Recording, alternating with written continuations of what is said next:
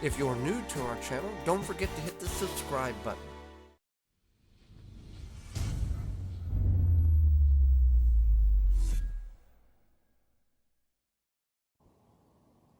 Welcome to the Wisconsin Vegetable Gardener. I'm Joy Barrett. Well, it's come that time where we're going to start some tomatoes from seed.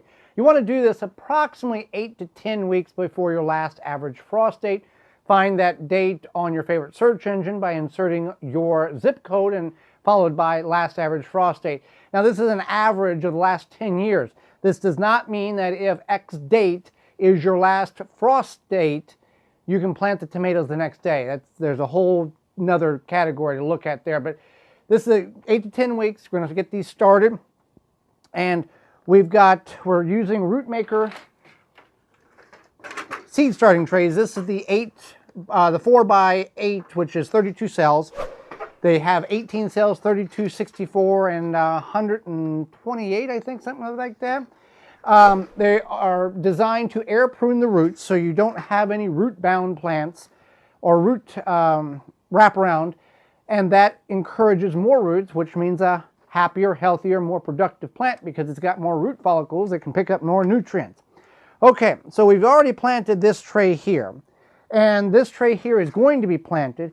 A technique in which one can use is a duplicated tray, fill the seed cells up, and then take and push it down to remove any air pockets, and then top it off if need be, which is, we're just using an all-purpose moisture control store brand potting mix that we got from a local independent garden center.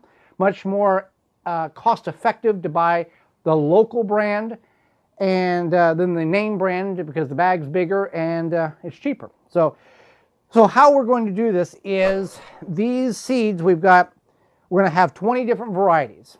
And this is also the time, that 8 to 10 week window, is also the time in which you would want to start ground cherries and eggplant as well. We are going to take this tray here and divide it in half and do ground cherries in 2 cells and eggplant in 2 cells. But the technique in which planting those varieties is the same as which I'm going to show you here. So we're going to just take a marker or something, go about a ½ inch deep. And then we're going to take window blinds. You can use any type of marker. Window blinds work well, and we'll mark that. Now, this particular row is black crim, a good favorite of ours, whether it's a wet year, dry year, hot or cold. Black crim seems to always produce very well for us. And we have saved seeds for years with the black crim. Now, what we are doing in each one of these cells is putting 2 seeds in each cell, for the main reason of these seeds are getting up in age of the 3 to 5 year range. We got some that's even 6 and 7 years, which is not out of the probabilities of good germination if they are kept in a good, cool, dry place. So to ensure a better chance of everything coming up, we're dumping 2 seeds in each cell. If you get a 3rd seed in there, that's fine, not a big deal. And what will begin to 5 to 7, 7 to 10 days for these to germinate, and then we will wait until they're probably 2 to 4 inches tall, and then make a decision on which one we physically want to cut, not pull out, but cut out, and leave 1 in each cell. Now, you might say that that is wasteful, and to some degree it is, but this is how seeds, we can save a lot of seeds and get a lot for storage next year, not a big deal. But also, the advantage of doing this 2 seed method with old seeds is, let's say these 2 cells germinated, 2 seeds each, these didn't, I can gently move those and transplant them over to get full cells, or a full row of seedlings there.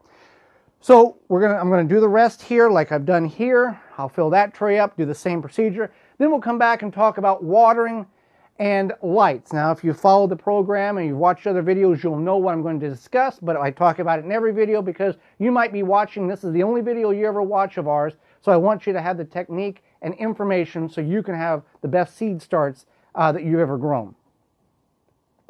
Okay, so we've planted the 3 cells. I'll demonstrate on this one what we're going to do.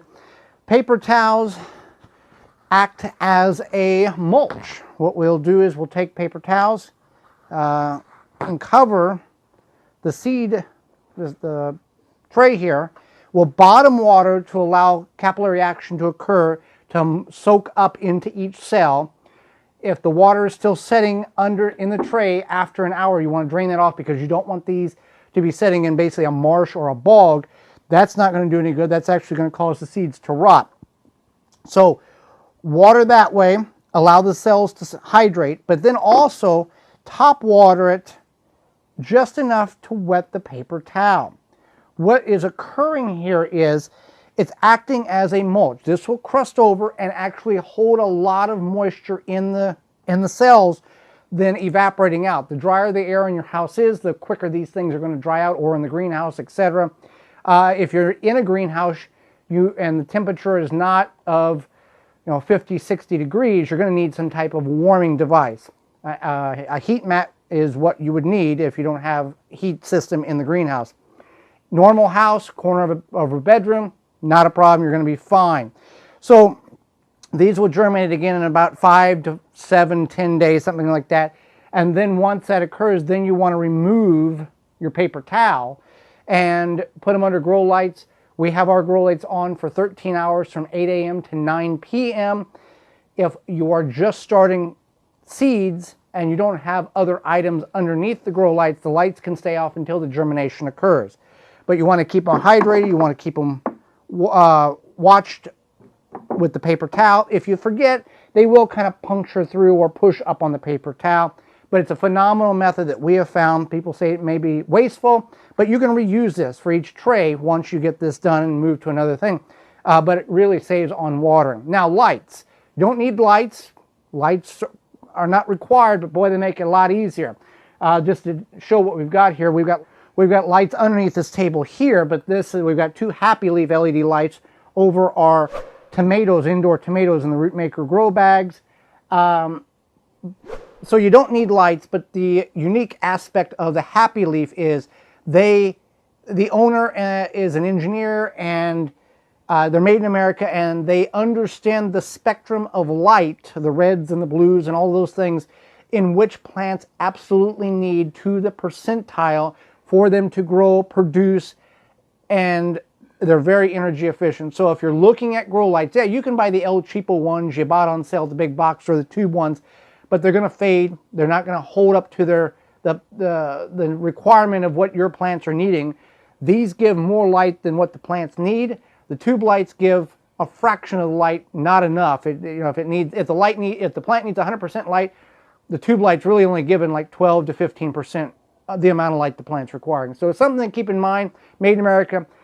So this makes a big difference. Again, you don't need lights, but if we're going to do it, we're going to do it the best we can. So starting tomatoes indoors, it can be done. It's encouraged of us for you to do such, as the prices of plant starts will no doubt be higher than they were last year and the year before. Thanks for watching. Join me again next time for more organic gardening. I'm Joy Baird, and this has been the Wisconsin Vegetable Gardener. For more information, please visit thewisconsinvegetablegardener.com.